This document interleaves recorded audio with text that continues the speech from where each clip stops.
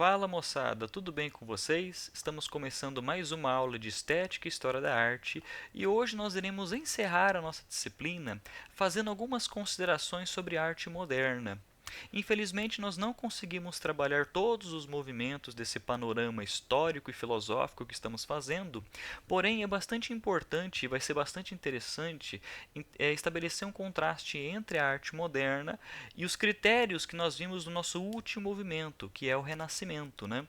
O que foi estabelecido ali no Renascimento, ali no século XV, que foi quebrado assim nos séculos seguintes, até culminar finalmente na arte moderna lá no século XX. Nossa, professor, é um salto muito grande, né? Pois é, um salto bastante grande. Só que isso aqui é interessante a gente perceber. É, não só exclusivamente, né, um conjunto de fatos e movimentos históricos. Nós precisamos, aqui a gente pode denotar critérios argumentativos, ideias bastante importantes, porque já que estamos na disciplina de estética e história da arte e pensando aqui na estética em seu lado filosófico, estamos falando da arte não só em seus elementos factuais, exemplos unicamente ligados à história nesse sentido, mas também por trás das ideias que fizeram com que esses movimentos eles mostrassem esse dinamismo, né? Então nós vamos contrastar aqui duas grandes ideias, as artes acadêmicas e a resposta e a crítica frente às artes acadêmicas. De um lado, isso foi solidificado ali no Renascimento, século XV, os séculos foram se passando e no século XX isso foi, digamos assim, questionado de forma ainda mais radical e derrubado nesse sentido, né? Se bem que isso não foi derrubado no sentido radical, porque ainda podemos ter exemplos classicistas, né, das belas artes nesse sentido, inclusive hoje. Porém, no nível social, no nível político, no nível filosófico, isso foi questionado constantemente. Porque já que estamos na disciplina de Estética e História da Arte, nós estamos diante, né, do o que significa a obra de arte, o que significa o fazer artístico, o que significa o belo e a fruição do belo na obra artística. E esse contraste que queremos fazer aqui com a arte moderna denota essa mudança radical da ideia do fazer artístico. Ok? Vamos ler esse slide aqui. A arte moderna teve origem a partir da negação dos princípios acadêmicos que limitavam a arte até o fim do século XIX. Se lá no século XIV e XV nós temos a solidificação dos critérios, né, das belas artes, isso é arte, aquilo outro, não, isso, essa outra manifestação não é, porque não está dentro dos padrões e regras das artes acadêmicas, isso se mostrou bastante influente até o século XIX, até ali o início do impressionismo. Logo chegaremos lá, né? Era um momento de intensa transformação social, resultante do processo de industrialização, das inovações tecnológicas, das duas guerras mundiais, da Revolução Russa e da divisão do mundo entre capitalismo e socialismo. Uma coisa bastante importante que nós podemos contrastar lá com o Renascimento se antes do Renascimento a arte era incentivada e até patrocinada pela Igreja Católica, a partir do Renascimento você tem o surgimento de uma outra classe social investindo e incentivando a arte nesse sentido, né? Estamos falando da classe burguesa. E eles começaram então, diferentemente, né, ou ao lado, melhor, né, um outro grupo que passou a incentivar e investir em arte além da Igreja Católica. E esses burgueses, eles tinham também, eles vinham dentro da história da Revolução Protestante e você tem uma classe burguesa protestante nesse sentido. Logo, você tem também, se nós pensarmos em outros movimentos artísticos como o Barroco, o romantismo nesse sentido, eles vão ser investidos por essa outra classe que é chamada burguesia nesse sentido. Então, nesse sentido, quando chegamos ao século XX, né, e nós percebemos a influência do pensamento marxista e também a influência dos acontecimentos, né, estamos falando aqui da Revolução Russa, nós podemos perceber então um radical questionamento com esses padrões de arte também solidificados e conservados, não só pela mentalidade religiosa, mas também pela mentalidade burguesa de uma classe dominante, certo? Então a arte procurava acompanhar tais transformações, apresentando um olhar inovador sobre a própria arte e a cultura.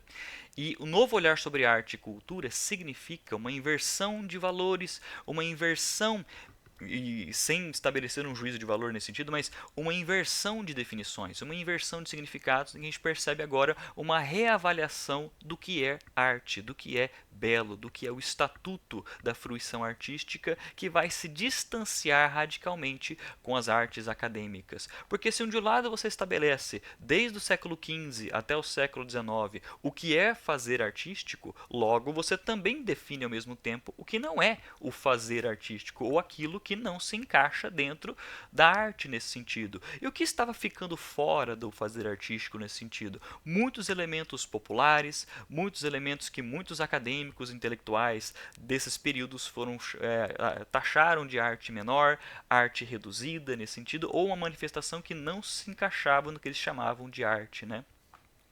Não é à toa que isso tem a sua influência, seu peso político-social. Logo, você quebra, então, esse paradigma que distancia a fruição artística de algo ligado ao social, de algo ligado aos eventos políticos que estavam acontecendo. Certo? Beleza.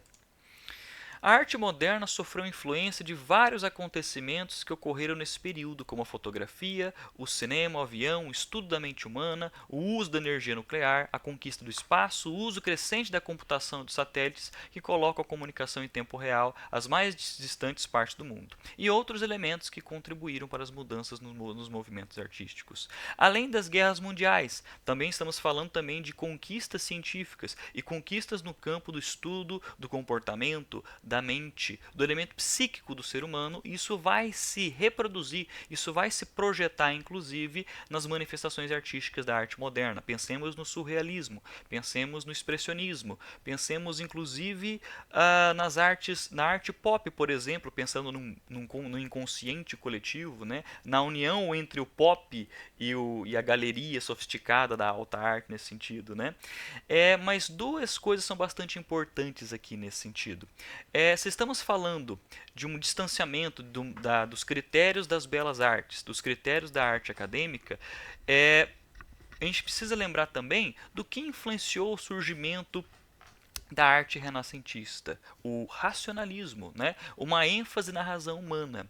A partir desses acontecimentos do século XX, ou a partir dos acontecimentos que levaram até o século XX, como as guerras mundiais, ou outras guerras também, e outros conflitos nesse sentido, podemos lembrar da bomba atômica, podemos lembrar sobre experimentos de eugenia dos campos de concentração, né, do Holocausto nesse sentido, e tudo isso tem o seu fruto, por exemplo, no pensamento científico. Foi a ciência, nesse sentido, que fez com que a bomba atômica surgisse. Foi a ciência que fez com que experimentássemos, né, os nazistas experimentassem em organismos humanos e banalizassem os experimentos no corpo humano.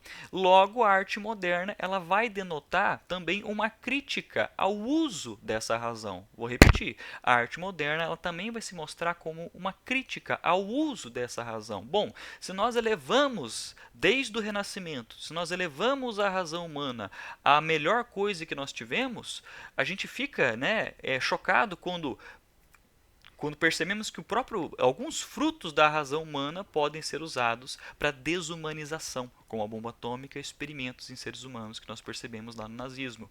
E os artistas, os intelectuais da arte moderna do século XX percebem isso e eles fazem eles demonstram uma típica manifestação artística absurda, irracionalista, radical nesse sentido, que é justamente aquele tipo de manifestação artística da arte moderna que boa parte do senso comum não compreende direito, é uma coisa bastante estranha ao olhar daquelas obras que estamos acostumados a ver, né?